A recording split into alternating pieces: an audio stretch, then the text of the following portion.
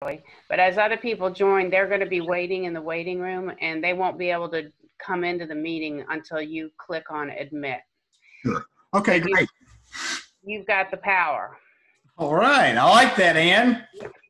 So I am going to drop off because I have to do a presentation in a couple of minutes, but you should be in all set. I just had to start it since I was the one who created the meeting. Thank you so much, Ann. Oh, you're welcome.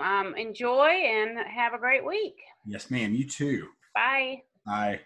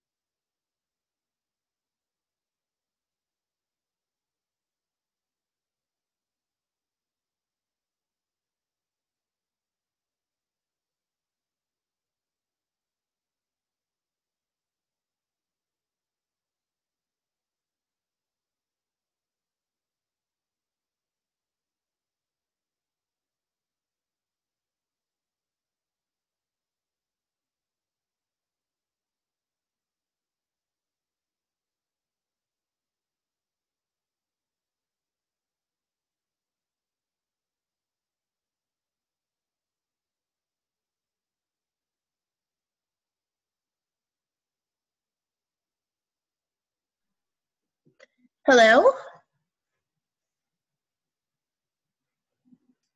Hello. Hey, Joni. Hi, how are you? I'm doing fantastic. How about you? I am doing well, thanks. Great. That is fantastic. I have lost my earbuds. So, Joni, what brought you to? Were you here last time? I was not here last time. This is my first attending one of these. Would you prefer I have my camera on? I really would. Let's see. Let's see. Huh. Oh, there it is. Hi. Hi. So I'm going to try to get my audio. These things. Sure. See if I can get this thing fixed here. Okay, that's there. Okay, but that's not working.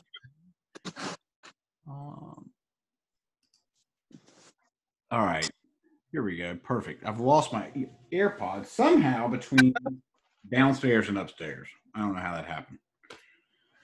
Hey, Suzanne. Hey, Elizabeth. Hey, Alicia. So Joni, what, Suzanne, have you been, were you here last time, Suzanne? You were? All right. So Joni, what do you do?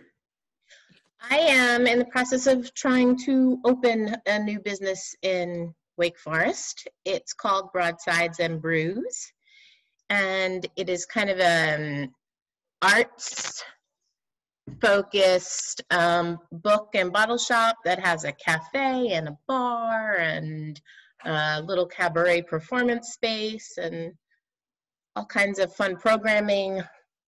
Very nice. So where is it going to be located in Wake Forest? On White Street. Very nice. I guess where everybody else is, right? Yeah, well, I mean, it kind of lends itself to foot traffic, so.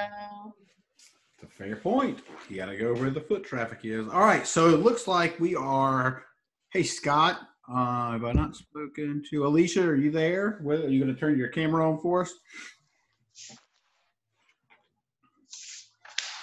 All right, so let's go ahead and get rocking and rolling. So my name's Corey. I'm the sales CEO, and I am the host of doing Sales Tip Tuesday. So thanks everybody for coming. So today what we're going to talk about is virtual selling. All right, this is incredibly important, obviously, right now, especially because people either one, don't feel comfortable traveling to other businesses, or the business can't take people, right? You can't. So we're in just crazy times, obviously. So the first thing I want to talk about is most prospects and customers want to meet face-to-face prior to making a big decision, right? They want to know that they can trust you. And most people are visual. And that's why probably most of us do much better face-to-face, right? People want to feel like, and I think you all would agree with this, people want to feel like they're making a great decision. And when you're having a conversation over the phone, people like, and I talked about this a little bit last week about body language and tonality, people don't get that when you are behind the phone. So a lot of people have, they struggle with the video portion of selling these days. And when I say selling, let me say, when I say selling, I mean any kind of conversation that you're having with a business prospect or customer or client via Zoom. That's what I mean by virtual selling. So, so if, who's had issues with this?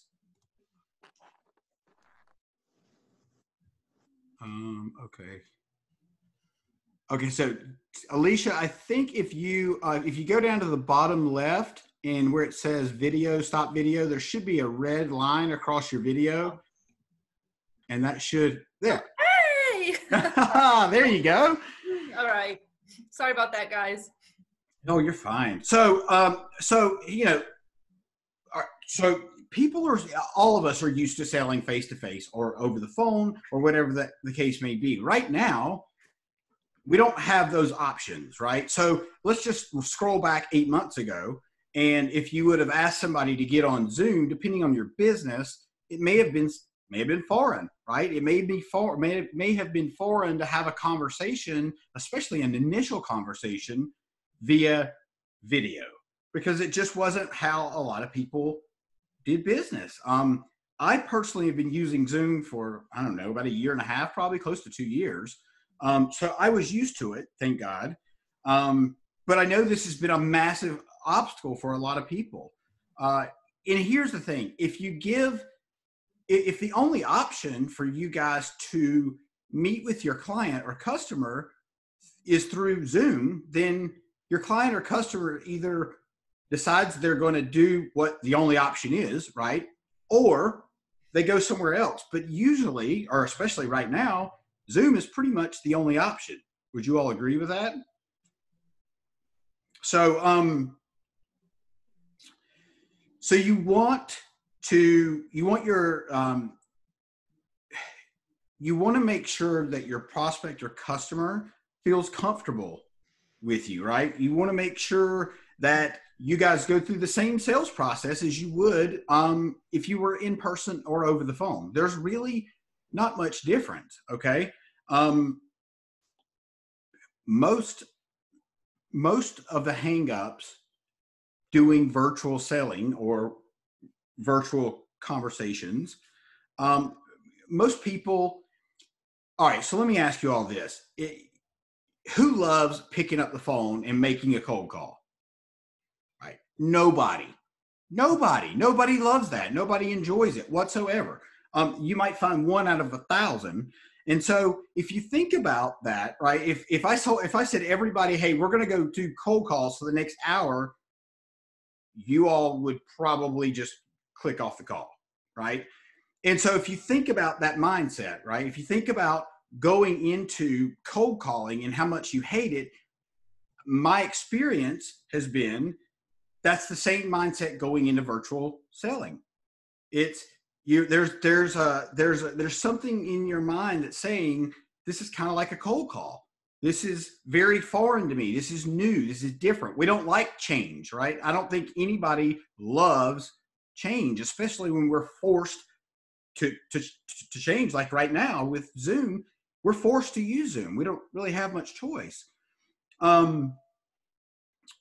So does all of this make sense so far? Okay. So, you know, I have literally heard every excuse in the world when it comes to virtual selling. Oh, my product or service is different. You would not believe how many times I hear that. And the fact of the matter is, I mean, there are people selling cars that people are not even driving. They're not even looking at them in person because that's the way the company sells now. And so they're selling, you know, I think it was like 180 to 200 vehicles a month via Zoom. I mean, they would send videos, they would send pictures, they would send, you know, and then they would have conversations just like we're having.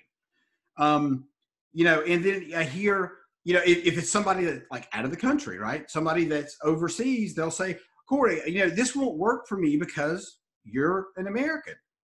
It's the same excuse, right? It's the same excuse as my business is different. Same thing.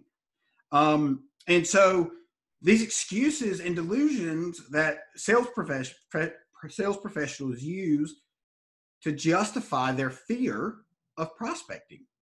And really, and I hope I don't hurt anybody's feelings, but at the end of the day, it's a fear about getting on video. I mean, would anybody agree with that there's something a little scary about getting on video and having to have a conversation if you're not used to it? Right? All right. So I know, Suzanne, you use Zoom, right, for your business? Oh yeah, there's 2 Suzanne. Sorry, Suzanne Sands. Oh, there's 2 Suzanne Sands. How is that possible? Literally I think that we might all just be under the same account. Because once I started looking, we both do. But yeah, we all use Zoom for the most part. A client request over the phone or Zoom or in person. So they have like those 3 options that they can choose from. So do you think that if they didn't, all right, well, let me ask you this, Suzanne. Is it Suzanne or am I calling you Alexis. right? Alexis, okay. Alexis, so what kind of feedback are you getting from folks about Zoom? If you give them those 3 options, right, which, if you had to do a percentage, like how many out of 10 decide I want to come in person or I want to do over the phone or I want to do Zoom? What's the ratio there if you had to guess? I would probably say like 4 people would want to be on the phone. 4 people would probably want to be in person, and then that would leave like 2 people to want to do Zoom. So not very many people are asking for Zoom unless it was the only option. So let me ask you a question. If it was the only option, how do you think your response would be? I don't know. I feel like they would probably gravitate more towards the phone because so many people are uncomfortable with Zoom. Yeah, that makes sense. Do you feel like you're as effective now over the phone opposed to, obviously you're probably not as effective as in person because we're all personable people, right? And like I spoke about last week, people feed off of your energy. And that's one thing that I love about Zoom is that you can exude that energy through the camera or through your computer, whatever it is. So, let me ask you this. Your phone, the 4 phone people, let's just say, did you close all 4 of those people? I'd probably say like half of those people we're probably being successful with, because I feel like it is harder to like connect over the phone. For sure. And then what about the Zoom people? The 2 Zoom people? I have only done one of the Zooms that we've done. I think Sue might have actually done the other one. It was okay. It was more so as dealing with technical difficulties in the beginning, like making sure that they could see me and hear me. And I think sometimes having to make sure that everything is okay with the video is kind of what kind of knocks them off of their vibe a little bit. So if they don't know how to use it, it's just best that they talk on the phone, because I feel like it knocks their focus off of what the meeting is. Now, would you say, Alexis, that the folks that you're talking about, what age range are they? They're a little older. So they're not as tech savvy. So like they're more so the people that have been forced into the box of using Zoom, as opposed to it being something that they were starting to contribute into what they were already doing. Yeah, that makes sense. That makes total sense. So maybe one way that if I have somebody that doesn't know how to use Zoom, I literally will just send them an email explaining literally, because people, I think we could all agree, we want direction, right? We want, if it's something new, I want to be able to do it with no problem. And if you send me an email saying, click here, and then you're going to hit this button, and then you're going to click here, and then you're going to make sure that your mic is on and your video is on, click here, here, and here. It makes it really easy for people. And people's response rate to that's going to be significantly higher because you've made it easy for them. And guess what? Now they're bought into you. They feel like you care. And people want to know that you care about them, right? I mean, at the end of the day, if they get the feeling that you don't care, there's a good possibility they're not going to do business with you. I mean, for me, I buy because it not necessarily price always, right? But I buy based on the person and how I feel like they're invested in me. Did the person talk about themselves the whole time we were, like, let's just say I went to go buy a car, which I did 3 or 4 months ago, right? And the guy he asked me questions about me, right? He wanted to hear about me, and it's human nature that we want to talk about ourselves, right? It's just human nature. And so that's one thing we also have to think about when you're in front of a client or customer, because you need to hear their story. You need to hear what they want to talk about. You want to hear what their interests are. Because they don't really care about you. If I'm being honest, they don't care about you. They just care about what they're there for. Yep. Okay. And listen, when you're doing virtual, you've got to make sure that the experience, back to the step-by-step process, is seamless, right? You got to make sure that it's easy. People want easy. Okay. So here's another thing I wanted to hit on. Virtual. I think a lot of people think of virtual as just a digital product, right? Almost like a robot. Because virtually, we've heard virtual for years, and I feel like it ties to, for me, I've always really tied it to like email campaigns or ClickFunnels or, something that is done automatically through a software program. And we have to get out of that mindset, because you want to get out of that mindset, because that's really not what virtual is anymore. Virtual is what we're doing right now. And so, does that make sense, everybody? Just awesome.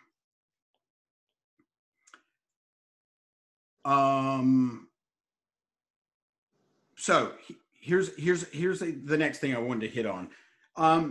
I think we can all agree, since the coronavirus has hit, that the importance for human to human interaction. Think about this. Let's just scroll back in your mind 3 months ago, when everybody was shut down, everything was closed except, Target, Walmart, and the hardware, or the Lowe's or Home Depot.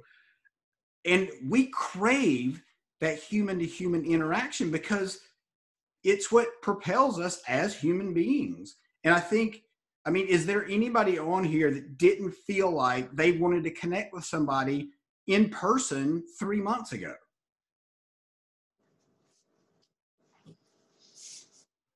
Yes and no, Corey. I will say, yes, because I love people and human interaction is beautiful, but then it was like, oh, you got that word called virus out there. So I feel like it was some mix, so it's like, okay, well, let's go outside with our masks on. You know what I mean? So I feel like there is definitely a level of comfortability with people. And especially, sorry, I have a baby shark.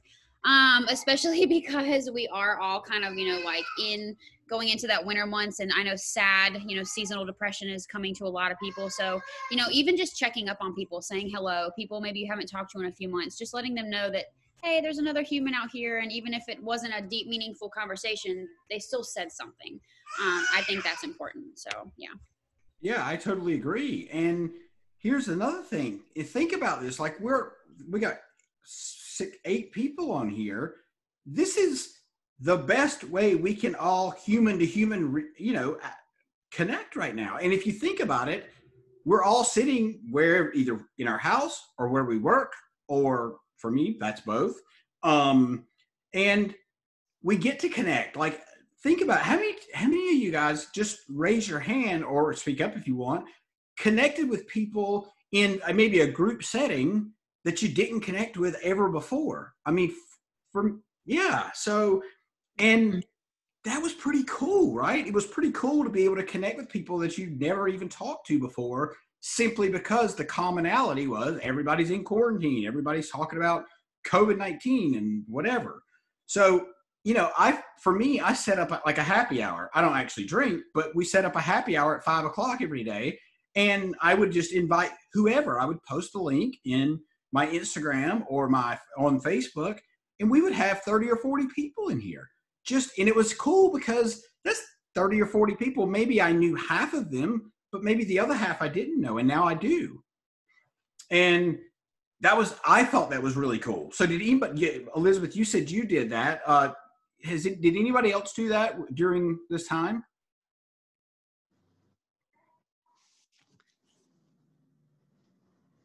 No. All right. So,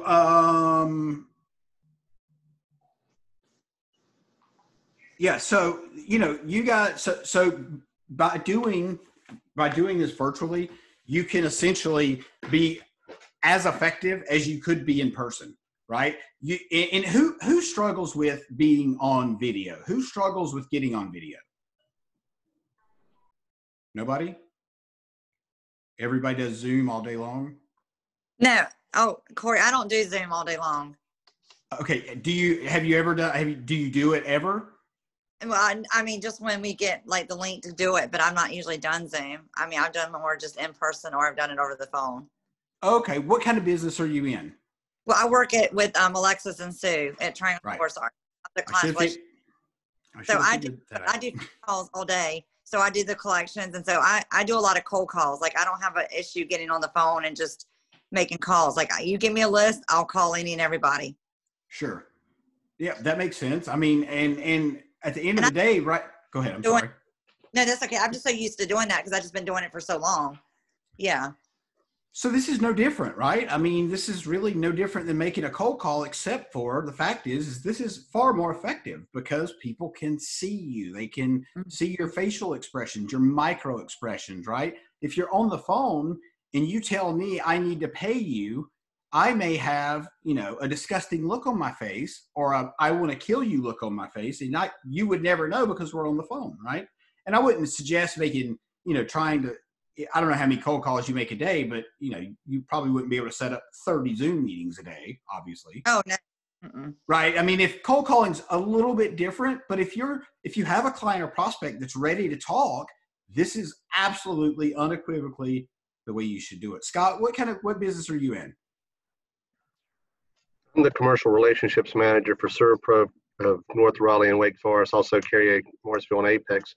I've used the Zoom meetings, not necessarily in the same fashion as you have. I've used it as a means of educating my contacts through LinkedIn. I've been fortunate to be a part of a couple of Zoominars, I call them, with two other fellows. One of them is Steve Sparringans, who is very active in the Wake Chamber. And we just used it as an educational opportunity to provide information to not only my core list of clients, but also and contacts, but also my vast, LinkedIn connections to provide information for future business. Our business has been kind of interesting because we've not been negatively impacted by the virus. It actually has given us an opportunity to grow another market share of that aspect of our business. We do all the bad stuff. I tell everyone I have the toughest job in sales because if you need our services, you've already had a bad day, but you want to make sure you have the education, make a wise decision to get that bad situation remedied like it never happened. And so I've been using it as a means of educating people, whether or not we do business with us. I just think it helps our business long term with our brand in this marketplace. But the best opportunities I've had with Zoom have been in these chamber events. I'm a member of 5 different chambers and other organizations, and we've had the we've had the breakout rooms, and I like with the Wake Chamber, how they've done it. It puts you in a little private setting online that you couldn't see 5 people in 30 minutes or 40 minutes, and you get a chance to give a little 30-second elevator pitch, and also you get to answer questions and provide more information that you would not be able to give to others. So I think it's been a very useful tool for me as a salesman. I'm an old school salesman. I visit you, shake hands, and talk and take you out and that kind of stuff. But it's forced me to actually improve my skill set. And I'd encourage other people to do that, especially a smaller business that's trying to grow in a marketplace.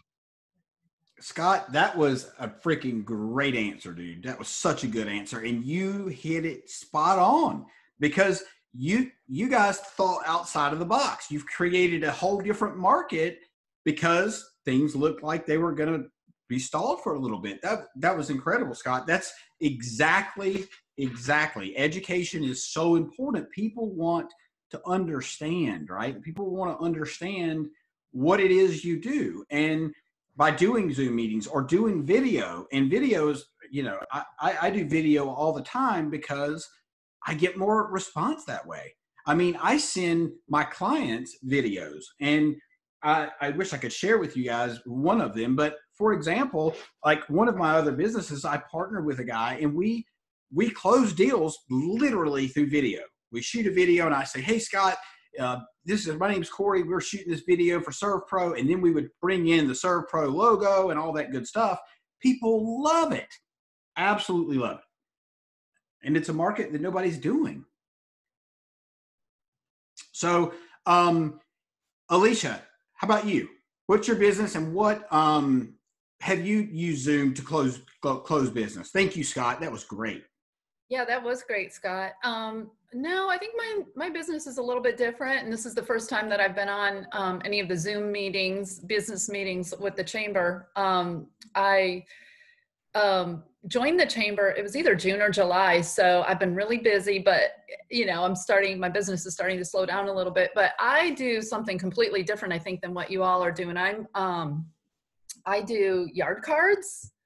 So they're long greetings, basically, very contactless. And, so most of the stuff, when people reach out to me, it's very organic in that, maybe their neighbor had a yard card and they saw my little advertisement. So they went on my Facebook page, or they may have gone on my website.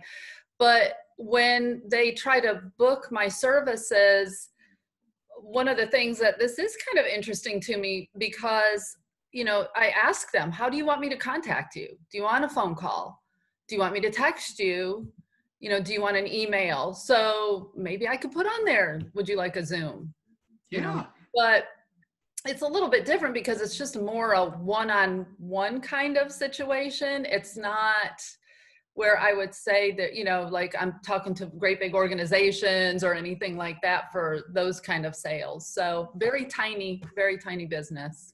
Yeah, but Alicia, think about this. I mean, just like you and I are talking, like I have direct contact with you right now, and I can see everything. I can see your, like I said before, the facial expressions, and you can sell your product just like this, or service, whatever it is. What is your service? Sorry.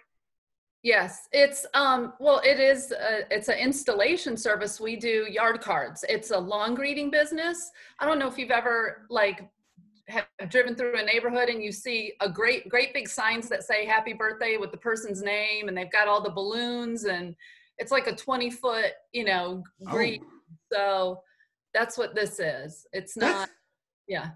That's really interesting. I can't say that I've ever seen one, but I definitely would love to connect with you because I'd love to hear more about this. That sounds amazing. Yeah, it's pretty neat. Most of the people, when I do ask them, when they fill out the book now form, I would say out of all the jobs that I've done since I've started my business, only one person has asked me to contact them by email, and everybody else just wants me to text them. Text me the information.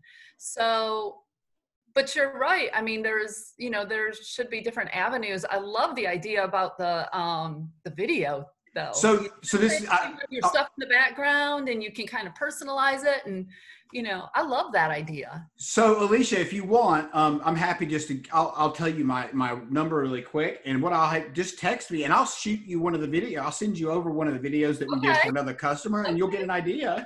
Yeah. It is pretty cool. And I tell you, dude, sorry, I didn't mean to call you dude. I say dude all the time. But here's a great example. We have a guy he's a roofer, right? Who would have ever thought a roofer would use video to close deals? So this guy's got a ton of leads he thought they were dead, and he used our service and shot video and sent them out all these dead leads and closed $24,700 in business in 1 week just with the videos. Yeah. Dead leads, people he had already talked to that he thought would never do business with it. That's pretty cool. It is. It really is. What's the number now? Oh, sorry. Yep, that's 919-896. Yep. 99.99. Okay. Oh, easy. Okay. Yeah. So, all right. So we got a couple more minutes. Does anybody have any questions about, camera, Zoom? Here, let me give you guys before I ask that. When you see the background of your Zoom, when you're with a customer or client, you want to make sure that background is aesthetically pleasing, right? You don't want to be in your bedroom with your bed half undone. And you know what I mean? You want to make sure that it looks professional. And so in a setting like this, it doesn't matter. But if you're talking to a customer, it absolutely matters. and make sure that your lighting is good. Make sure they can see you, because if they can't, it's an immediate turnoff for these folks. So, all right. Does anybody have any questions before we hop off here? I do have unfortunately today I've got a hard stop. We good? All right. So I would love to see you guys next week. Same time, same place. And thank you very much for coming on. I really appreciate it. Thank you, Corey. I appreciate it. Nice to meet Thanks, you. everyone. My pleasure. See you guys. Thank you. All right. Bye-bye. Be safe and call Serpro. That's right. Thank you. Thank you.